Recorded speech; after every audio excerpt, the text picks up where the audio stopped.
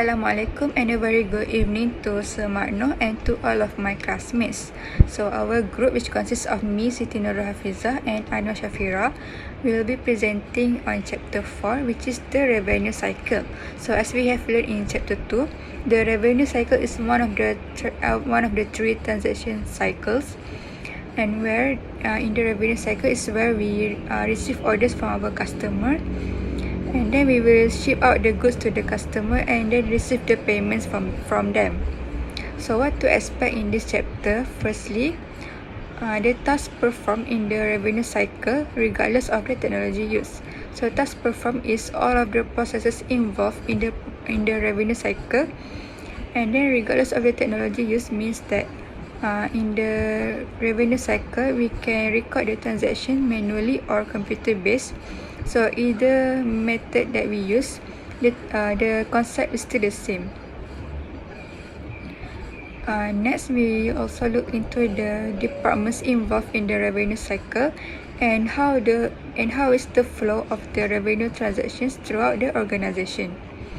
And then we also discuss about the documents, journals, and accounts involved in the process of audit trails, recording, decision making, and financial reporting. Next, we are going to look into the risks that may occur in the process. And then we also know the internal control required to reduce those risks. And lastly, we will also learn about the computer base. So, in the computer based system, it consists of automation method and re-engineering method. So we will look into the technology used in both methods and then the operational control when using the technologies.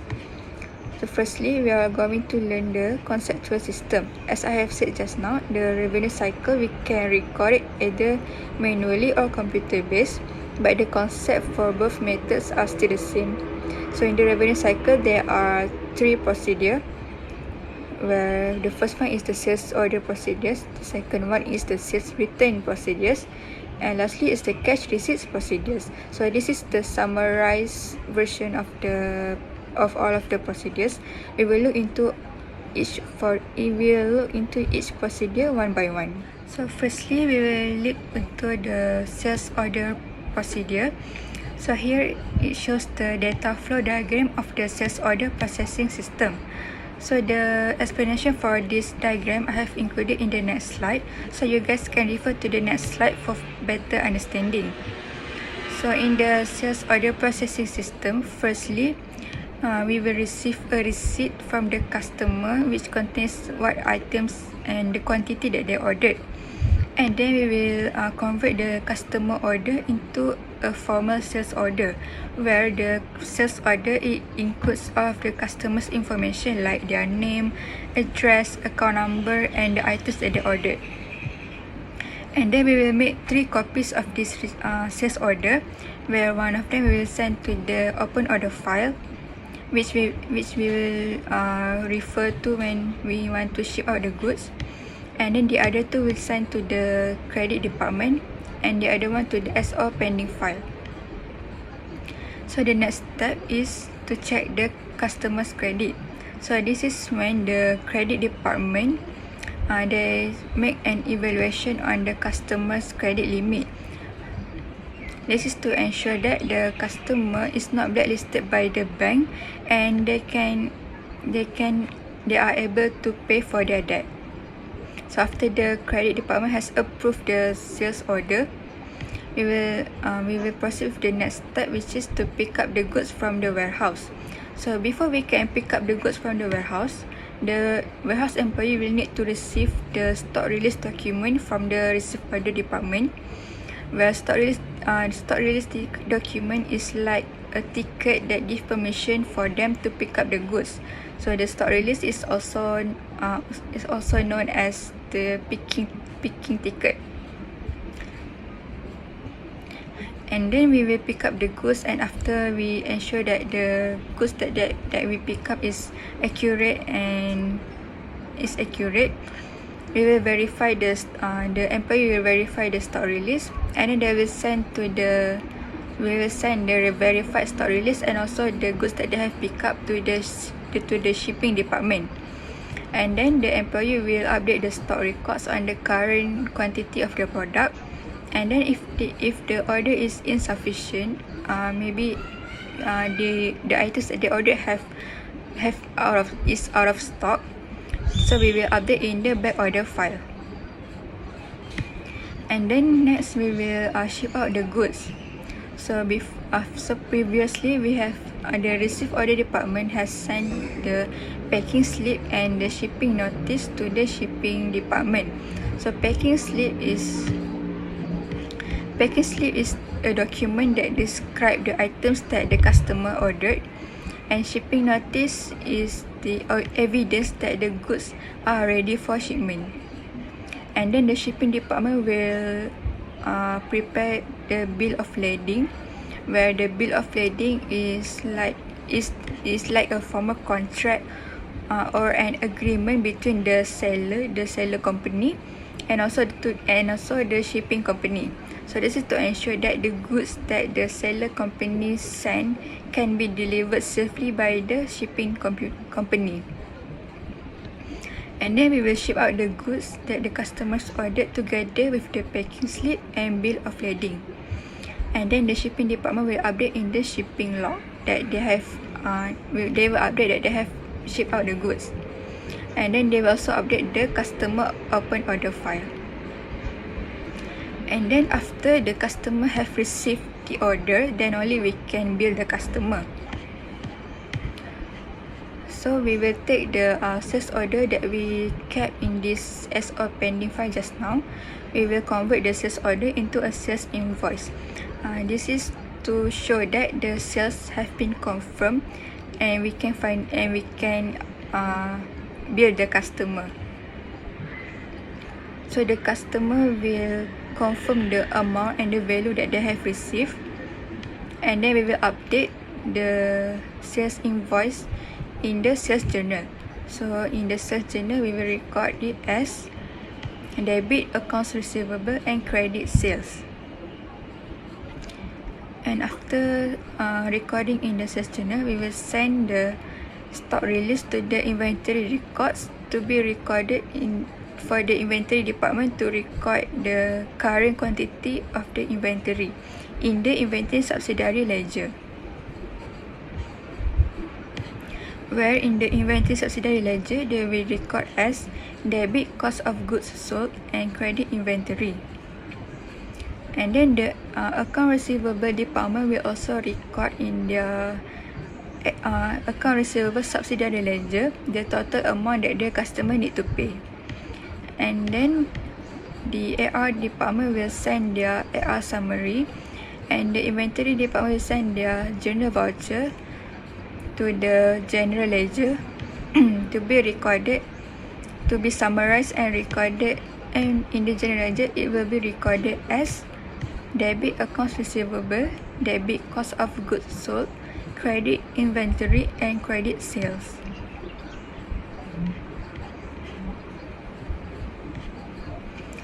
And in the next slide is where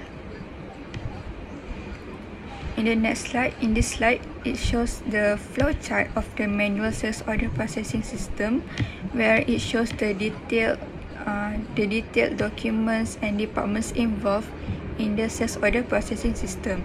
So we have the sales department, credit department, billing, warehouse, shipping. And in the next slide is the continuation for the diagram, where we have billing, inventory control, accounts receivable and general ledger. But the flow of the flow chart with the data flow diagram is still the same. Next, we will look into the sales return procedures. So in this slide, it shows the data flow diagram of the sales return procedures. In the next slide, I have also included the explanation for the diagram, so you can refer to the next slide for better understanding.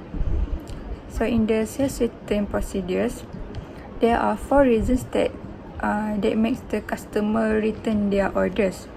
So the first reason is maybe due to defect on the items, and then the items that they receive is the wrong item, and then maybe the items have been damaged, and lastly maybe the goods take a very long time to arrive them. So the customer decided to cancel the order. So firstly, the customer will send a packing slip to the company, where the packing slip includes the details of the items that they have returned, and then the receiving department will need to prepare 2 copies of the return slip. So one copy will be sent to the credit department, and another copy will be sent to the warehouse. So in the warehouse, they will receive the return slip copy and also the items that the customer have returned. And then they will update in the stock records under product quantity replaced. And the next step is to prepare the credit memo. So the credit department, the sales employee will prepare a credit memo which verify the amount of credit to be received by the customer for the returned goods. But before they can proceed the next step, they need to get approval from the credit manager on the credit memo. So the credit manager will need to evaluate the reason for the returning of goods by the customer and make a judgment whether the reason for the return is valid. So if the credit manager approve the credit memo, then only we can proceed by sending the approved credit memo to the sales department. So in the sales department, they will update the sales journal. They will update in the sales journal as a control entry, where they will debit sales return and credit accounts receivable. After they have record in the sales journal, they will send the approved credit memo to the inventory department and also to the AR department. And in the inventory department, they will record in the inventory subsidiary ledger on the quantity of the product that have been replaced. And also in the AR department, they will update in the AR subsidiary ledger on the credit on the reducing amount of credit since the customer have returned the goods. So the customer's debt will be reduced. And then the AR department will send the AR summary to the general ledger, and the inventory department will send their journal voucher to the general ledger. And the sales department will send the sales return journal voucher to the general ledger, and then the general ledger department will summarize all of the transactions by recording it as debit inventory, debit sales returns, credit cost of goods sold, and credit accounts receivable. And in this diagram, this is the flowchart of the manual sales returns procedures, where it shows the detailed documents and departments involved in the sales returns procedures. And the explanation is the same as what I have explained just now. And the last procedure in the revenue cycle is the cash receipts procedures. So this is the data flow diagram of cash receipts procedures, and the explanation also I have included in the next slide. So in this cash receipts procedures is when we have received the payment from the customers. So firstly, the customer will send their check and remittance advice to the company as an evidence that they have made the payment. Remittance advice is the turnaround document written by the customer as an evidence for the payment they have made. And then the mailroom employee will open the mail that contains the customer's payment, and then they will need to prepare their remittance advice and the remittance list. So the remittance advice will contain the information of the payment made by the customer, and the remittance list, also known as the cash pre-list, it compiles all of the transaction of all of the payments made by the customer for the whole day. And then a copy of this remittance advice and remittance list will be sent to the AR department, and then the check and remittance list will be sent to the deposit department. And then another copy of remittance list will be sent to the for reconciliation. And the next step is to record and deposit the checks. So after the department have confirmed that there are no errors in the remittance list, the cash receipt employees will record the check in the cash receipt journal as debit, cash and credit accounts receivable. And then the deposit slip that contains the total amount of cash received for the whole day will be sent to the bank along with the checks. And then the third step is to update the AR records, where the AR department will use the remittance advice and remittance list to update in the AR subsidiary ledger on the payment that have been made by the customer. And then the AR department will send the AR summary to the general ledger, and the deposit department will send the cash receipt general voucher to the general ledger. And in the general ledger, we will record the summarized version of the transactions, where we will record it as debit, cash and credit accounts receivable. And the last step is the clerk from controller's office. They will either every week or every month, they will make a reconciliation where they will make a reconciliation for the cash receipts and deposits and also the bank statement. They will do so by referring to 3 documents, which are the remittance list copy, the approved general vouchers and the written deposit slips.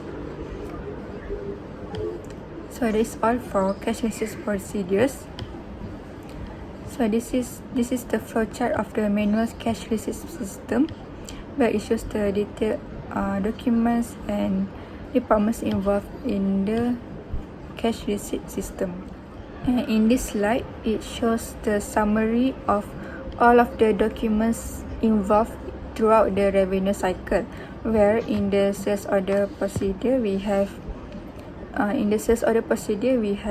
sales order document, invoice, credit memo, bill of lading, packing slip, shipping notice and picking ticket. And in the sales return procedure, we have the return slip document. And in cash receipt procedures, we have remittance advice, check, remittance list and deposit slip. So you can refer to this slide to have a clearer picture of all of the documents involved throughout the revenue cycle. So when we are performing all of the processes in all of the procedures, we will tend to do some errors and misstatement in the transactions. Therefore, every company will need to develop an internal control known as the revenue cycle control to minimize the errors. So in the revenue cycle controls, we have transaction authorization, segregation of duties, supervision, accounting records, access control, and independent verification. So this is the summary of all of the revenue cycle control involved in this revenue cycle. So we will look into them one by one. So firstly, we have the transaction authorization.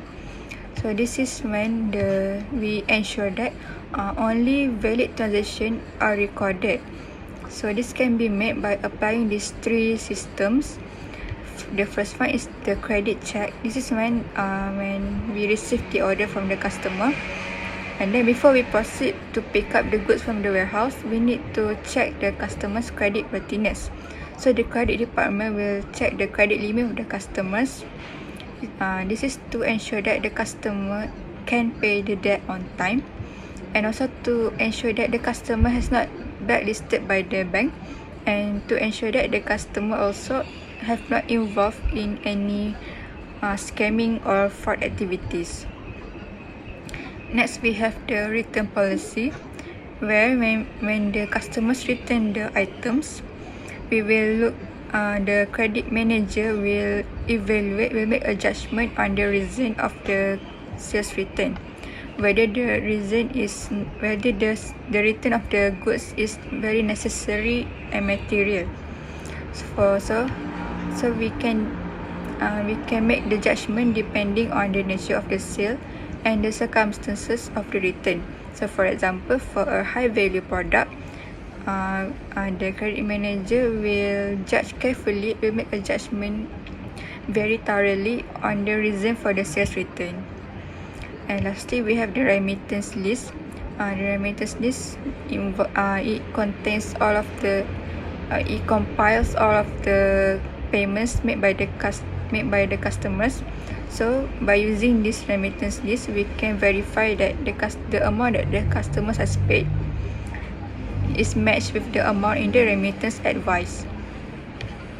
Next, we look into the segregation of duties, where the segregation of duties is when we assign a different percent for every transaction or process to ensure that there is no fraud and misstatement by using these 3 rules guide system designers.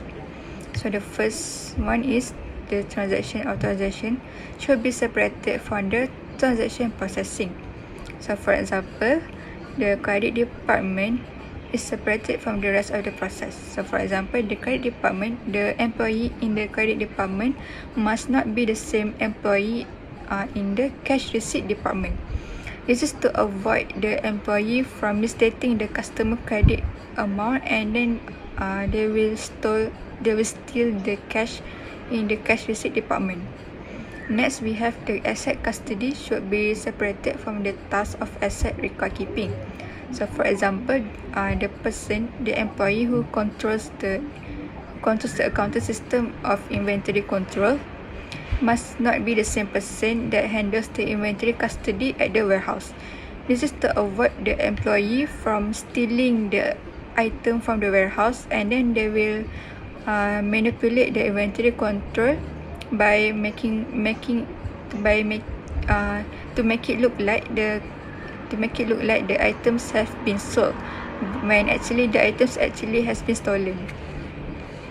And then we have the organization should be structured so that the perpetration of fraud requires collusion between 2 or more individuals. So for this point, we can apply it is similar to point number 1 or number 2, where each department, the employee for each department must not be the same person, and then the documents and journals must be handled by different person. And the third one, we have supervision, where it is divided into 2, supervision in small firms and supervision in big firms. So in small firms, since they have too little employees in the firm, it is not the segregation of duties is not applicable. So they will need to have a supervisor to ensure that everyone in the firm is making their own duty. And then in the supervision in properly segregated firms is where the segregation of duties is applicable, and then they will still need to have a supervisor in each process and the departments involved in the process. This is to ensure that everyone in each department is actually doing their own duty. So for example, employee in the mail room, they has access to the cash and remittance advice given by the customer. So he might steal the cash and then destroy the remittance advice to make it look like the customer has not yet paid for the item, and then they will leave no trace of the transaction. So in order to avoid this from happening, supervision is really needed in each department.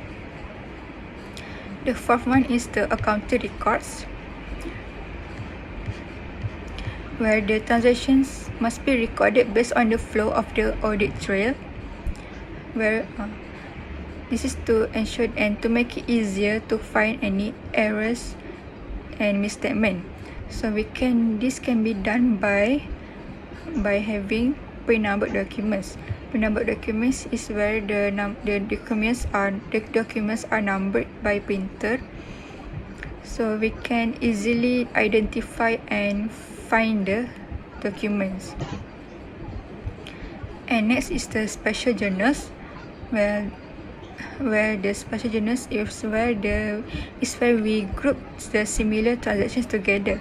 For example, like the sales transaction, we will record in the sales journal, and sales return also we record in one sales return journal, and then the cash transaction we record in one cash receipt journal.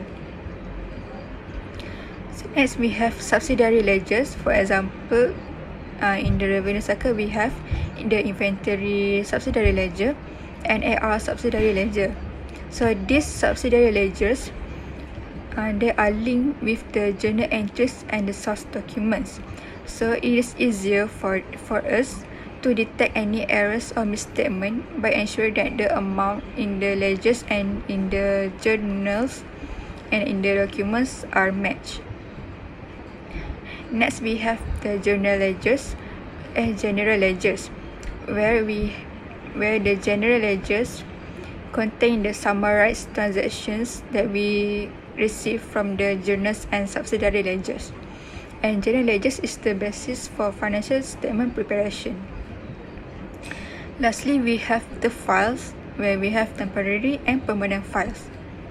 So these files make it easier for us to refer the accuracy and completeness of the transaction. So the example of the files are the open sales order file, shipping log, credit records file, and back order file. Next, we have the access control. Access control is when we detect any illegal access to the firm's asset and to the firm's information. So in the firm's asset, especially the inventories and cash, we can limit the access to the firm's asset by having warehouse security. For example, we hire a security guard to guard the warehouse, and we put CCTV around the warehouse. And then we also can deposit cash daily in the bank. For example, in the cash receipt procedures, after we have received the cash and check from the customer, we straight away deposit the cash in the bank. Next, we can also use a safe or night deposit box for cash, and then for this safe and night deposit box, only the person that have the right to access the safe can open the safe. And then we also can use the locking cash drawers and safes in the cash receipts department. For the firm's information, we also need to control the firm's information by restricting the amount of person who can access to the documents. For example, the source documents, journals, and ledgers. And lastly, for the revenue cycle control, we have the independent verification. So this is where we verify the accuracy and completeness of the transactions. So for example, in the shipping process, we must verify that the goods that we have sent to the customers are accurate and correct. So we can do so by referring to the verified stock release document and the packing slip. And next, in the billing process, we can check the amount in the sales invoice and the amount in the shipping notice is matched. And lastly, in the general ledger process, we must record the transactions in the general ledger by only referring to the journal vouchers and summary reports that they have received from the AR department and inventory department. So that is all from me. Next is the computer-based accounting system. So this will be presented by Anur Shafira.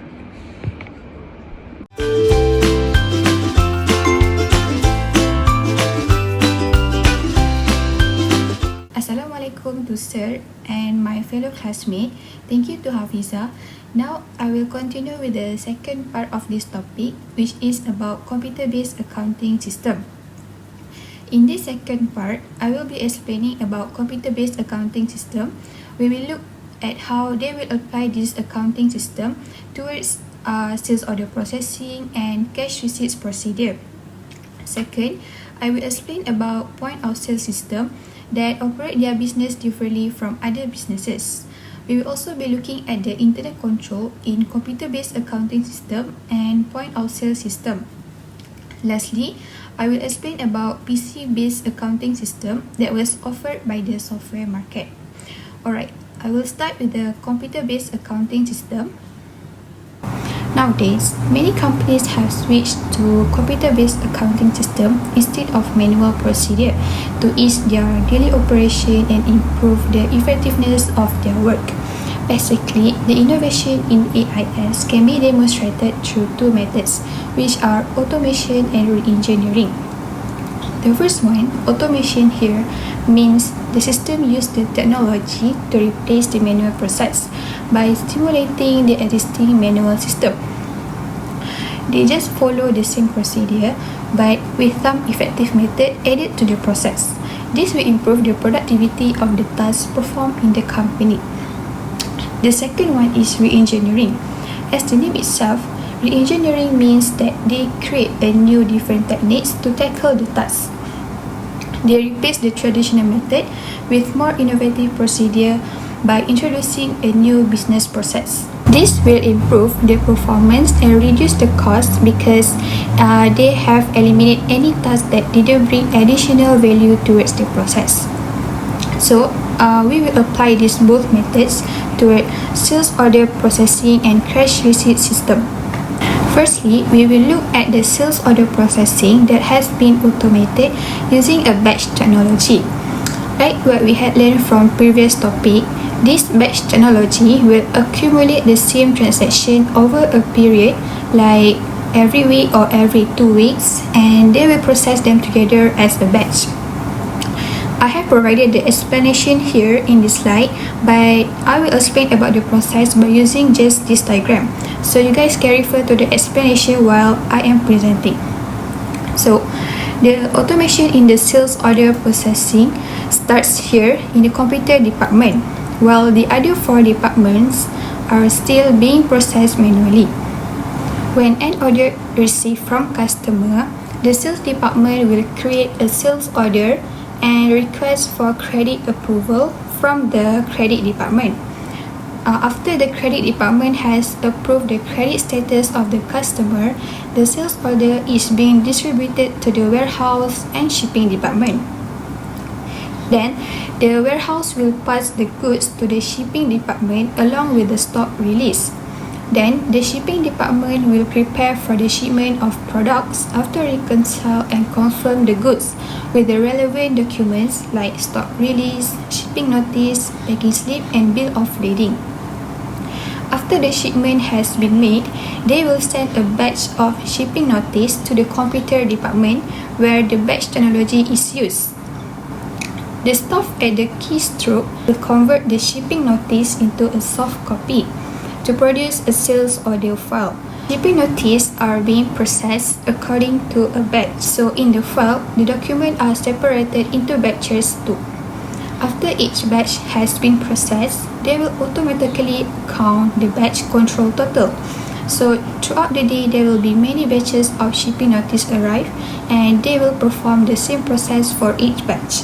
Then the file will be passed to the edit run program. So the edit program will run through each batch of sales order and validate whether the transaction is really occurred and ensure that the information displayed on the sales order are accurate.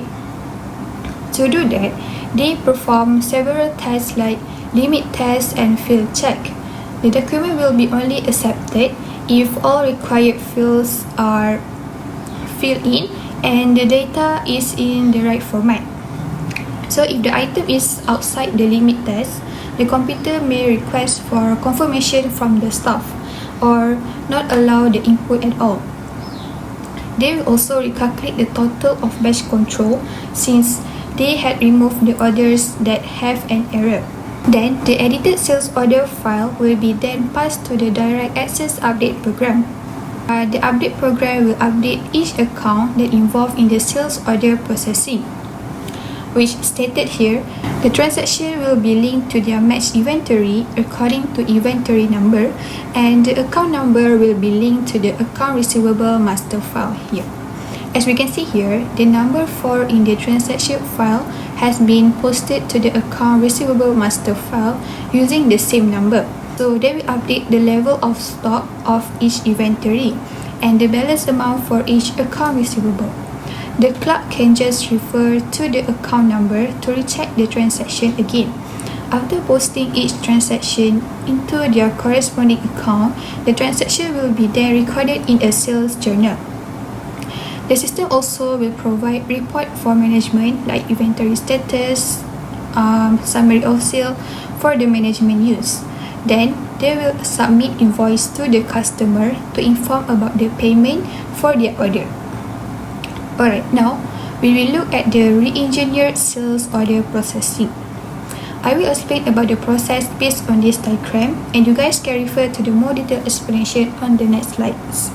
So, the sales order processing is re-engineered by using the real-time technology to replace the manual procedures. Just now, the automation used batch technology, which they record the transaction according to batch. But the real-time technology record the input at the moment when the transaction occurs. But this process still uses a batch system to update the master files at the end. The real-time sales order starts here at the computer operation, which they have sales order system that connects to all departments. When there is a sale transaction made by customer, the system will open the inventory file to check whether the inventory is available or not. The system also will open the customer data to decide whether to approve or deny the customer's request for credit. They make decisions based on the credit status of the customer. If they think that the customer can pay, they will approve the credit transaction. Once the transaction is approved, the system will reduce the amount of inventory left and update the customer's current balance. Then, the system will record the sale in the open order file and send out stock release document to the warehouse and send digital shipping notice to the shipping department. At the warehouse department, the staff will produce a hard copy version to send them to the shipping department along with the goods ordered by the customer. Then in the shipping department, the clerk will first reconcile the stock release document, packing slip and the goods before proceed for the shipment of goods. Lastly, the batch program will update the general ledger account and close the sales order file. Then they will mail invoice towards the customers. Now, we will look at the advantages of using real-time technology in sales order processing. Firstly, they will shorten the cash cycle of the firm because using real-time technology, they process the transaction at the moment of the event occurs. This will help to eliminate the time lag that exists in batch program. Real-time processing will allow the company to have an option of same-day delivery to their customers. So, the customer can receive the product on the same day that they order their product. Secondly, the real-time processing can help to identify many kinds of errors that are undetected in the batch program. Previously, in batch program, the error in the system is detected after the shipping of product. This means that the error have already happened and can't be avoided. For instance, the staff in the shipping department may ship a wrong amount of goods to the customer. The system may detect the error after the goods have been shipped, so they need to do a double work where they need to ship the right products towards the customer again. But in the real-time processing, the system can identify the errors early during the process. Therefore, they can correct them first before proceed to the shipping of goods. Last but not least, the real-time processing will improve inventory management that become competitive advantage of the firm. This is because the real-time technology will automatically update the inventory level when customer make an order. So, the sales staff can go update customers directly if there is any shortage of stock. By doing this, customer satisfaction can be maximized as they are well informed about the current inventory information. In contrast, when we look at the batch program, the inventory level will be updated according to batch and not immediately. Therefore, information about the inventory level can be obtained in a quick time through batch program. This will affect the customer satisfaction as they were not informed about the availability of the goods. Like when the customer had made an order, then the order need to be cancelled due to the shortage of stocks. This will totally make the customer dissatisfied with the business service. Alright, done with sales order processing. Now we will look at the application of automation and re-engineering in cash receipts procedures. First, the automated cash receipts procedure can be seen in this diagram, which I will presenting just using this diagram. As usual, I have included the explanation in the next slide, so you guys can refer to that later. So the procedure starts at the mail room when they receive and collect payments from customer through check. The clerk will separate the checks and remittance advice to prepare a remittance list. Remittance advice is a document that was sent by customer to seller to inform that they had paid the invoice, while remittance list is a list that record all the cash received by the company. Then, the check and remittance list will be sent to the cash receipts department, while remittance advice and remittance list will be sent to the account receivable department. In the cash receipts department, the clerk will create a journal voucher to record the amount of cash received after reconcile the check and remittance list. Then, the clerk will prepare a deposit slip to be saved in file along with the remittance list. The deposit slip also will accompany the cash to be deposited in the bank. In the account receivable department, the clerk will reconcile remittance advice and remittance list before they file them into a cash receipts transaction file. The last step is the batch program will reconcile the journal voucher and cash receipt transaction file. They also will update the account receivable subsidiary and general ledger control account to reflect the current amount. Alright, now we move on to re-engineered cash receipts procedure. In this process, they just focus on the mail room by installing a machine to automatically separate checks and remittance advice. This means that instead of using labor to separate the remittance advice and check, they use a machine to reduce the time. The machine have an artificial intelligence that can read the handwriting on the document. The machine will know that the first document is remittance advice when they detect the address of the payee on the document.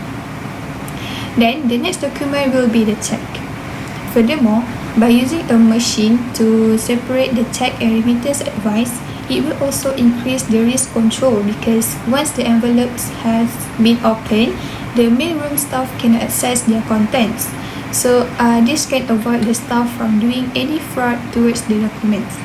During the scanning process, the machine will check whether the amount on remittance advice and check are equal or not and has been signed by the customer.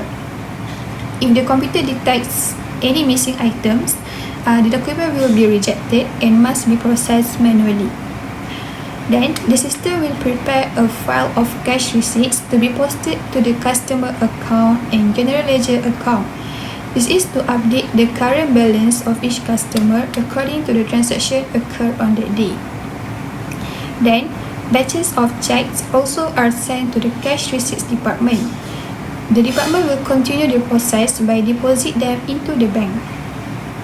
Lastly, partial and multiple payments may cause rejections and requires manual processing. This means that the system will also reject the document with partial and multiple payment because the system can't process that information. The documents need to be processed manually by the staff. Alright, then with the cash receipts procedure, next we will look at point of sale system. All this while, we're just looking at the company that offer customer to extend their credit. However, this method is not for all type of business, like point of sale system. Point of sale system is basically can be seen at the supermarket, shopping mall, and other type of retail organization. As I said before, they function differently from the previous revenue cycle because they receive cash directly when customer buy the goods, and the transaction is complete at the point of sale, just like the name itself. The organization maintain no customer receivable because they just use transaction like cash, debit card, credit card, and online payment. The transaction of sales will start at the checkout counter. This means that when customer pick goods on the shelves and bring them to the counter, this is where the transaction starts. The point of sale system has two procedures, which are the daily procedures and end of the day procedure. We will look at the daily procedures first. At the counter, you can see that when the cashier scan the code of the product, the data of the product will be displayed on the monitor. This is because the POS system is connected to the inventory file and they can retrieve the details about each product. So they will reduce the quantity of the product once being scanned by the cashier. The system also will automatically reorder the product when the system detect that the item have reached the minimum level. This will ensure that no inventories will be out of stock. Usually, customers use cash or credit card to pay for their products. So, for cash transaction, the cashier will just enter the money received into the cash drawer. The amount of cash received will calculated in the internal tip. While for customers that use credit card to pay for their products, the cashier will obtain approval from the customer by asking the customer to sign on the credit card voucher. So the sale transaction in point of sale system will be recorded on a two-part paper tape. The first tape is recorded on a receipt that was given to the customer. The customer can recheck the goods purchased by them on that receipt, and the receipt can be used when they need to return any product. The second tape is recorded on the internal tape that will be kept in the register for further reference. The internal tape can only be accessed by the supervisor. Other than that, the sale also will be recorded in sales journal. During the closing, supervisor will unlock the register to reconcile the cash in the drawer with the internal tape. If there is any difference, the cashier usually will be informed to pay back the short amount by deducting their monthly salary. But certain shops just ignore a small amount of shortage and just take a strict action when a big short is recorded. Then, after the amount of cash has been reconciled, cash reconciliation form will be prepared by the cash receipts clerk. The cashier will receive one copy of the form as a receipt.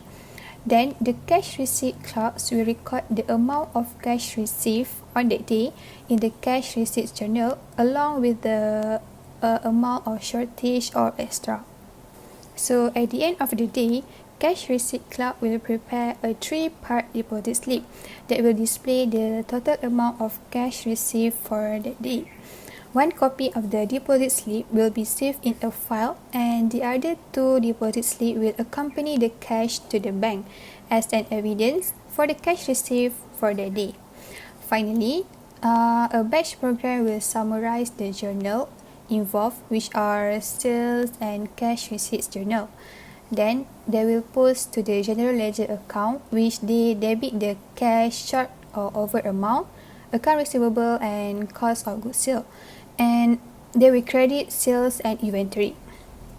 Some business will record the credit card transaction as account receivable until the payment is issued, but some store will just record the credit card transaction as cash. Alright, done with the point of sale system. Now we will look at the other alternative techniques of re-engineering. Basically, there are two ways that a business can re-engineer their sales order process, which are first through EDI, electronic data interchange, and internet. We will look through them one by one. So first, re-engineering using EDI. The system will help to improve the routine transaction between manufacturers, wholesalers, and retailers. This type of businesses usually order and stock up their inventory in bulk, and they also sell in a huge amount. So they always have a transaction together to stock up their inventory. So by using EDI, the system will connect, for instance, wholesalers' computer with the manufacturer's computer through telephone line. Then the system will monitor the inventory level of the wholesaler. When the wholesaler's computer detect a shortage of inventory, they will automatically order a new stock from the manufacturer. The manufacturer's computer will tell the manufacturer that the wholesaler has made an order. This system is really beneficial because sometimes humans may mislook the amount of inventory and forget to reorder from the supplier. This will ensure that the inventory level is always at optimum level. EDI also represents a business arrangement between the buyer and seller, because before they use the system, both parties must agree towards the agreement. The agreement will determine the price of the product, way of payment, and the quantities ordered. So once both parties have agreed, the process will start to run without the need of human approval. However, there is a problem arise from the using of EDI, which is to ensure only valid transactions are being processed by the system. As we know, this system didn't require any external authorization, so there is a risk that the system may process invalid transactions that was made by any other party. Second, business can re-engineer their sales order by using the internet. The use of internet will allow the business to connect with thousands of potential business partners to work with. They also can increase their sales, as a lot of customers can reach out the business by exploring their website. Nowadays, most businesses have their own homepage or website like Fashion Valley, Nike, and Shopee to promote their products. So people can just shop through online transaction without the need to go to the retail shop, especially during this pandemic. So when the customer make an order, their credit card and order information will be attached to the seller's email file. Then the order will be reviewed by the company, and the company will proceed for the shipping of the goods. Unlike EDI, using internet doesn't create any formal agreement between buyer and seller, because there is no automatic transaction occur. However, there is also a problem arising from using the internet, which are the computer will be exposed to threats like hackers, viruses, and transaction fraud. Some businesses had aware with this kind of cyber threats and had implemented controls like antivirus software and password to protect their confidential information. Alright, next subtopic is control considerations for computer-based system. Previously, Hafizah had explained the internet control in the manual revenue cycle. Now, we will look at the relationship between internet controls that need to be considered in computer-based system and point-of-sale system. Firstly, authorization. All transaction that occurs in revenue cycle must be authorized by the responsible party. In real-time processing, the management must review the accuracy of the command used in the computer program, because the authorization of transaction in computer system is done automatically. So they must ensure that the command is correct and always be informed if there is any changes. Next, in point of sale system, The authorization is needed during the credit card transaction. The cashier must authorize the credit card charges during the paying process, and the user of the card also must be validated. In order to do that, the cashier must ensure that the customer sign on the credit card should be the same with the one on the sales voucher. So move on to the supervision. Supervision is really important in the point of sale system because the inventory and cash are at risk.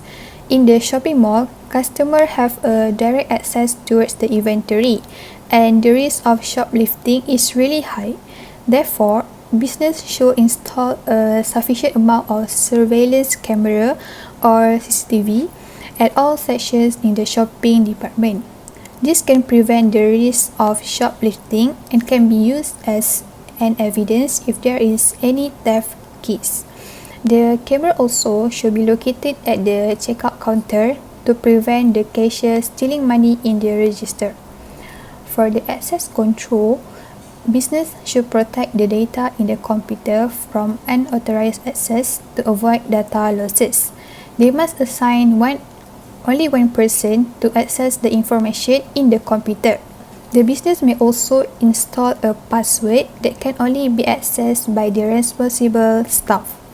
In point of sale system, cash must be protected from unauthorized access since this system deals with cash every day in their daily operation.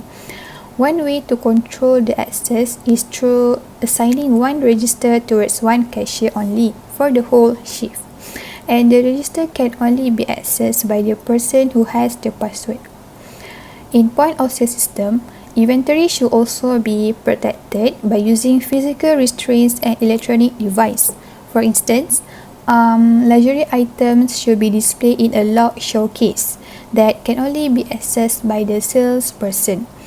And each item will use magnetic tags that can make sound if the item is at the outside of the store. So these are some preventive measures that shopping department can install to reduce the access towards the inventory. Moving on to the segregation of duties, the task of designing the computer program should be segregated from the maintenance of the system. This means that each task must be assigned towards a different person to increase the accountability towards each job.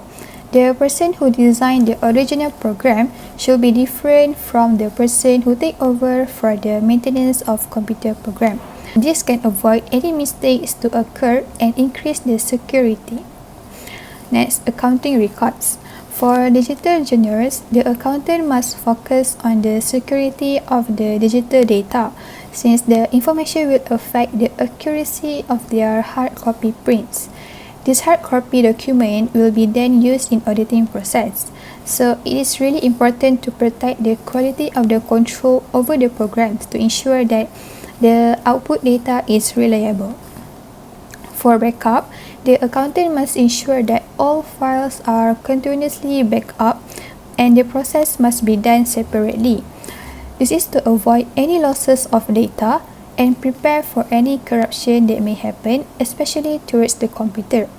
Therefore, even though it is time and space consuming, it is important to prepare the backup for all files. Last but not least, independent verification. Independent verification may not be achieved successfully by using computer programs because the programs approve many accounting transactions with one software. This eliminates the function of independent verification. Previously, in traditional procedure, a manager will verify every task performed by the staff before proceed to the next department. However, computer programs are lacking at this part since there is no human labor involved. To overcome that, independent verification can be obtained through performing batch control balancing after each run. The total batch will be calculated to detect any errors at an early stage. Other than that, the system can produce management reports and summaries. This report can be used by the end user to review and verify the accuracy of the data. So that's all for the internet control in computer-based system. Now we will look at the last subtopic, which is the PC-based accounting system. As we know, during this high technology era, there are a lot of PC-based accounting systems offered by the software market like Bookkeeper and QuickBooks. PC accounting system is usually being used among small and some large decentralized firms. They use this system to improve their revenue process by automating the manual system. The PC-based accounting system offers the business a general purpose that suits a wide range of users. This means that all kinds of business can use the same type of PC-based accounting system. Furthermore, this system is flexible that allows business to tailor the system according to their specific needs because the system is divided into several modules, which are General Ledger module, Inventory Control module, Payroll module, and so on. The data keyed in by the user will be transferred automatically towards the corresponding subsidiary and General Ledger account after being balanced out. Next, we will look at the PC control issues. This PC environment had created some unique exposures that must be recognized by the accountants. One of them is regarding segregation of duties. PC systems tend to have a lack of properly segregation of duties. One people may be responsible towards many tasks like recording the sales order, invoices, and others, especially for small firms that have a little amount of workers. Therefore, the manager should review the tasks performed by the same staff to avoid any conflict. The manager should maintain a high degree of supervision, prepare a detailed reports, and do a frequent independent verification to ensure that the work performed by the employees are free from error. Second, the access control towards the digital data in the computer program tends to be weak as they were exposed to internet threats like hackers and viruses. This makes the data are easily be accessed by unauthorized party. To deal with this problem, data encryption can be used as a security method where the document is locked by a password. The hard disk drive can also be locked with a code that can only allow the responsible person to access the data. Last but not least, the accounting records in PC-based accounting system is being kept digitally. The digital data may be exposed towards a risk of computer failure. At times when the computer suddenly fails to run the program and need to reformat, all the data inside the computer will be deleted. Therefore, it is really important to ensure that all files have several copies to be referred to during this accident happen. With the help of the backup procedure, all data will not lose and being kept at a safer place. That's all from us. Thank you.